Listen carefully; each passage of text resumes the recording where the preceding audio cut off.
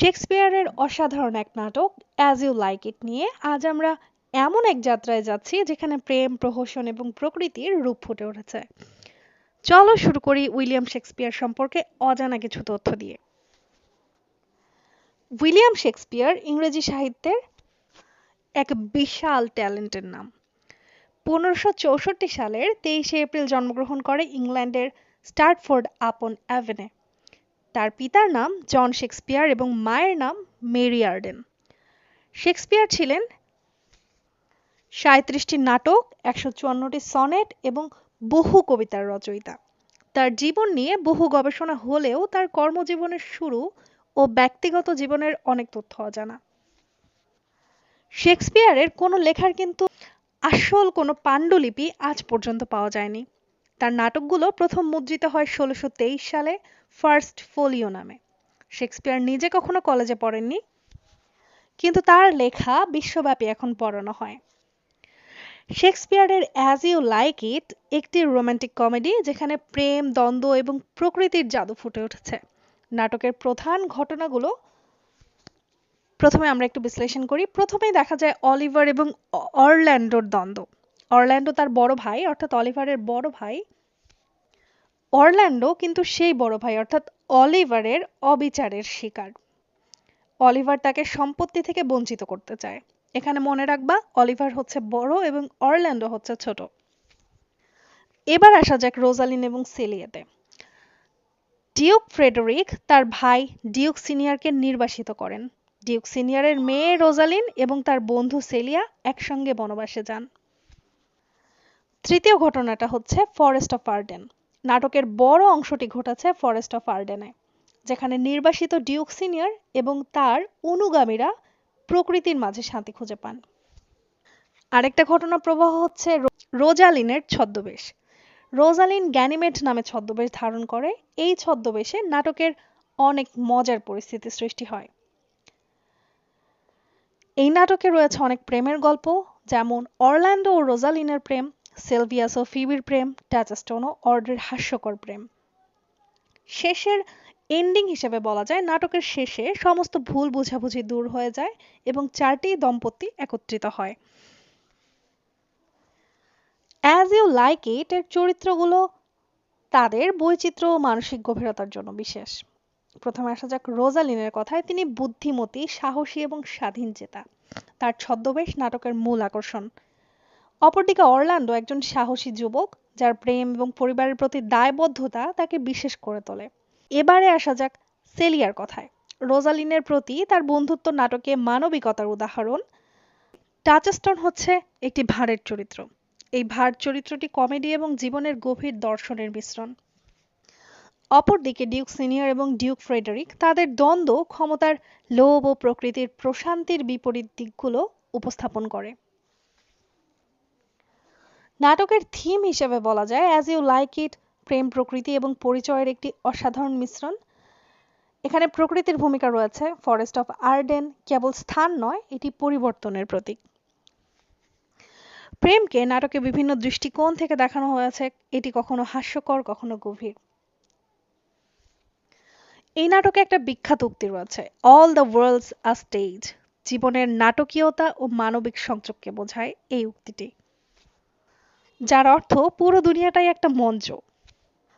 এই নাটক সম্পর্কে কিছু আকর্ষণীয় তথ্য রয়েছে, যেমন এটি প্রথম মঞ্চস্থ হয় ১৬০০ সালে।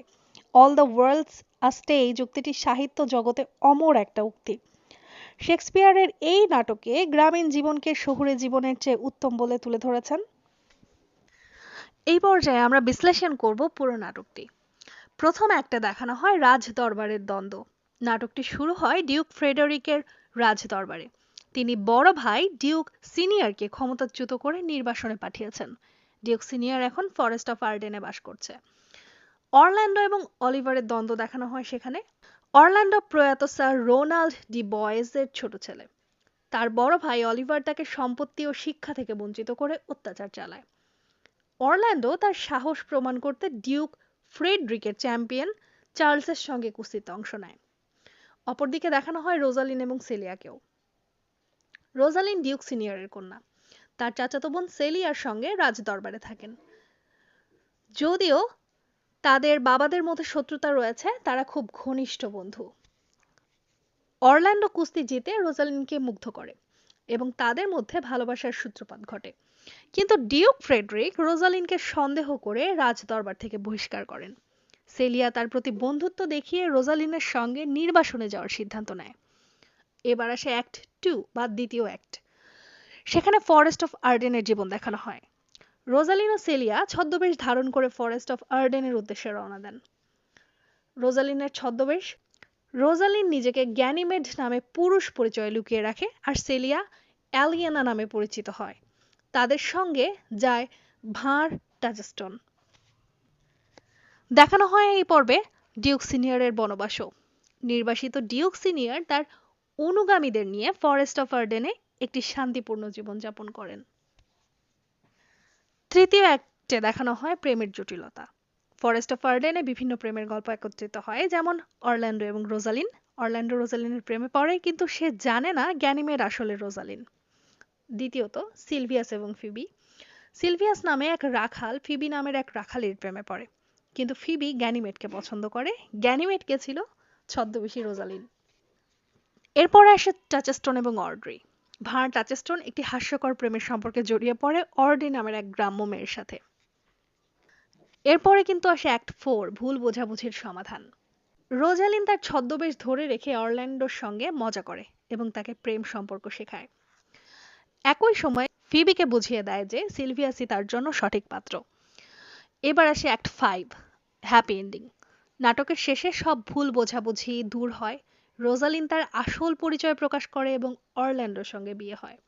ফিবি সিলভিয়াসকে বিয়ে করে। টাচেস্টন ও অড্রিরও বিয়ে হয়ে যায়। ডিউক ফ্রেডরিক ধর্মীয় জীবন গ্রহণ করে এবং ডিউক সিনিয়র তার সিংহাসন ফিরে পান। এই নাটকের প্রধান থিম প্রেম। বিভিন্ন রূপের প্রেম নাটকের মূল থিম। প্রকৃতি ও নগর জীবনের বৈপরীত্য দেখানো হয় এখানে। বনভূমিকে প্রকৃত প্রশান্তি এবং নগর জীবনকে কৃত্রিমতার প্রতীক হিসেবে দেখানো হয়েছে। অ্যাজ ইউ লাইক ইট নাটকটি প্রেম, প্রকৃতি এবং মানবিক সম্পর্কের একটি অসাধারণ রূপকথা। শেক্সপিয়ারের অ্যাজ ইউ লাইক ইট একটি নাটক নয়, এটি জীবনের প্রতিচ্ছবি। একটি প্রেমের বহুমুখী রূপ এবং প্রকৃতির শান্তির সৌন্দর্যকে ফুটিয়ে তুলেছে। আশা করি এই ভিডিওটি তোমাদের নাটকটি সম্পর্কে একটা পরিষ্কার ধারণা দিয়েছে। যদি ভিডিওটি তোমাদের পছন্দ হয় তো আমাদের চ্যানেলের সাথে কানেক্টেড থাকো।